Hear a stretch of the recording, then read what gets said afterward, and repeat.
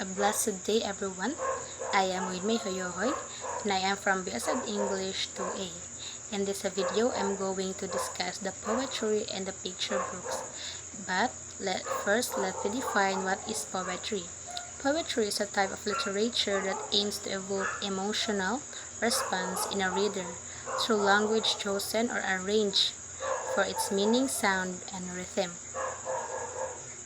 Poetry has the power to increase the empathy and provide a new perspective of human experience. On the other hand, writing poetry encourages kids to express themselves and channel their imagination through a unique art. And now I'm going to tackle one of the examples of poetry, which is the Mother Goose Nursery Rhymes.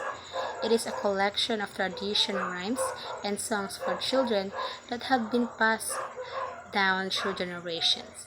The persona of Mother Goose is like a storyteller or nurturing figure, sharing these whimsical tales with young listeners. The setting varies from rhyme to rhyme but often involves fantastical worlds and talking animals. The theme in Mother Goose nursery rhymes typically revolves around moral lessons, imaginations. For example, the Humpty Dumpty explores the consequence of taking risk. Mother Goose nursery rhymes provide valuable lessons to young listeners about everything from kindness to friendship, from consequences and problem solving.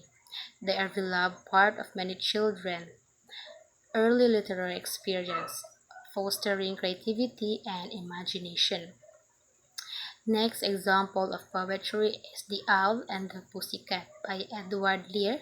It is a classical poem that tells the story of an owl and a cat who fall in love and embark on voyage together. The persona in this poem is a whimsical and light-hearted, reflecting Lear's playful and imaginative style. The setting is a fantastical world where animals talk and go on adventure, such as sailing in a pea-green boat under the starry nights. The theme in The Owl and the Pussycat includes love, friendship, adventure, and idea of unexpected companionship. The poem celebrates the idea of love crossing boundaries and the importance of kindness and acceptance in relationships. The moral lesson from The Owl and the Pussycat include the power of love to overcome obstacles, the value of openness to new experience, and the joy of companionship and shared adventures. Lear's poem encourages readers to embrace their imagination and creativity, to cherish the relationship that brings fulfillment and joy, and to find beauty and wonder in the world around them. Next is The Jabberwocky by Lewis Carroll. It is a classical nonsense poem featured in his novel Through the Looking Glass. The poem is known for invented language and whimsical tone. The persona in Jabberwocky is a playful and imaginative, reflecting Carroll's love for wordplay and creativity. The setting is ambiguous and fantastical, filled with strange creatures and landscapes that defy traditional logic. The themes in Jabberwocky explore the power of language and the nature of fear, and, and the hero's journey. The poem follows a young hero's quest to slay the fierceness Jabberwocky or Jabberwock, stating the bravery and determination in face of adversity. The moral lesson from Jabberwocky include the importance of courage, perseverance, and creative thinking in overcoming challenges.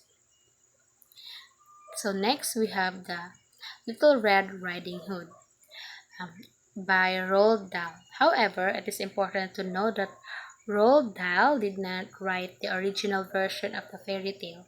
The traditional story of Little Red Riding Hood has been adapted and retold by various authors, including Dahl. The persona in Dahl's version of Little Red Riding Hood is the characteristic may be portrayed with his signature dark humor and whimsical storytelling styles. The characteristic may have the exaggerated traits and unique personalities that add depth to the narrative.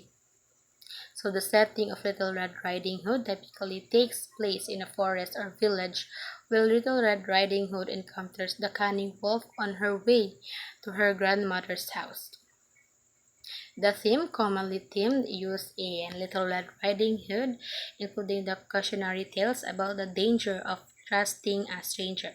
It is important of listening to warnings from elders and the idea of innocent versus deception.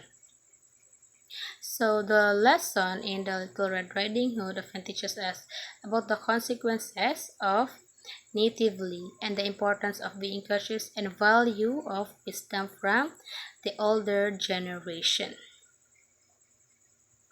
So next we have The Life Doesn't Frighten Me by Maya Angelou. It is a powerful poem that explores themes of courage, resilience, and empowerment. The persona in the poem is a strong and fearless individual who refuses to be intimidated by the challenge and uncertainties of life. The setting is one of the inner strength and determination where the speaker confronts their fears head on and refuses to be defeated. The theme of the poem is the idea of that fear is a natural part of life, but it does not have to control us. Instead, we choose to face our fears with courage and confidence. The lesson of the poem that by embracing our inner strength and refusing to be intimidated by life's challenges, we can overcome our fears and live boldly and authentically. Next, I'm going to tackle what is picture books and what are the type of picture books. So, picture books that contains illustration or pictures along text, typically aimed at children. They are designed to engage young readers and help them understand the story through visual aids. Picture books often have a combination of image and text to create more immersive reading experience. The example of picture book is The Very Hungry Caterpillar by Eric Carle. It is a beloved book about the caterpillar who eats his way through various food before transforming into a beautiful butterfly. The story follows the caterpillar journey as he eats through different fruits and treats each day of the week. Through So The Very Hungry Caterpillar is a beloved book. The story follows Caterpillar's journey, eight different treats through illustration, simple text. The book teaches children about the life cycle of the butterfly and the importance of healthy eating. The caterpillar transformation at the end of the story symbolizes the growth and the beauty of the nature. So the setting primarily in the nature, showcasing the caterpillar a journey to different environment. So the theme of the book revolves around growth, transformation, and importance of patience and perseverance. So one of the key lessons can found in A Very Hungry Caterpillar is the importance of moderation and balance. So next we have The Cat and in the Hat by Dr. Seuss. It is a classical children's book about two siblings, Sally and her brother, who are stuck inside a rainy day. Suddenly, the mischievous cat in a tall striped hat shows up in the door, causing chaos and mayhem in their house. The cat's antics lead to a series of wild, entertaining adventures involving Thing 1 and Thing 2, which ultimately teach the children the importance of responsibility and making good choices. In the end, the cat cleans up the mess he made before their mother returns home, leaving the siblings with a memorable and exciting day to remember. The story is beloved for its whimsical rhymes, colorful illustration, and timeless message about the power of imagination. The setting in this story is a rainy day at home where two children are left alone and bored.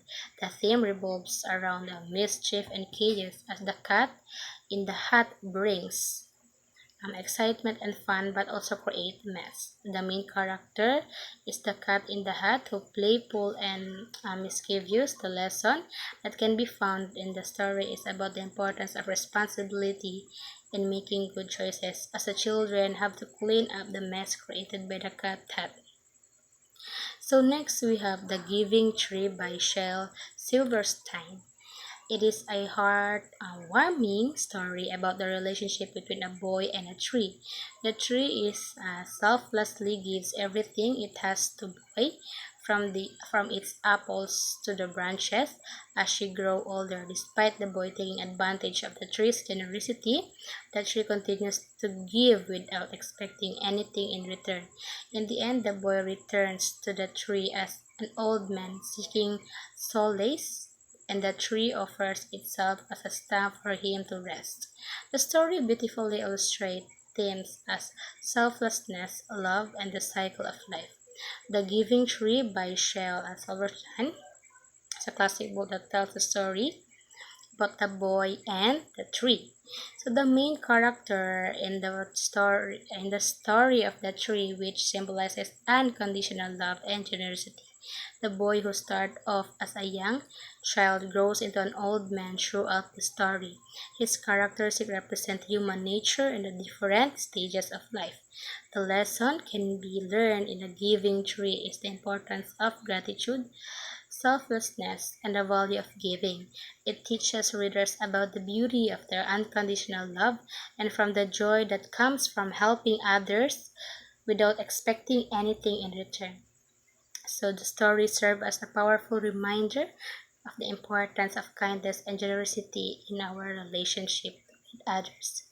So next we have the Where the Wild Things Are by Maurice Sendak. It's a classical children's book about a young boy named Max who wears a wolf costume and gets sent to his room for misbehaving.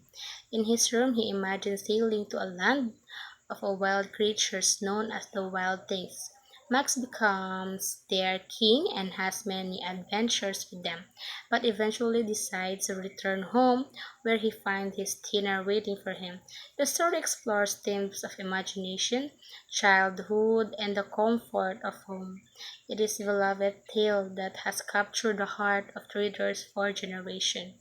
Where the setting of the story shifts between the Max bedroom and the imaginative world of the wild things where forests, oceans, and mountains is brought to life through syntax illustration.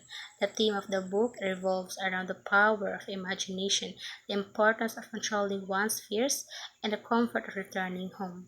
The main character is Max, and the spirit of imagination, a young boy who longs for adventure and freedom. Through his interaction with the wild things, he learns about the complexities of emotion, the value of friendship, and the significance of being loved and accepted for who he is. The lesson that can be found in the Where the Wild Things Are is that it's okay to be feel angry, frustrated, or scared, but it is important to acknowledge these feelings to find a healthy ways to express them. Mac's journey to the land of the wild things and his eventually return home highlight the transformative power of imagination and self-discovery and an unconditional love of the family. So that's all. Thank you everyone. Keep safe and God bless us all.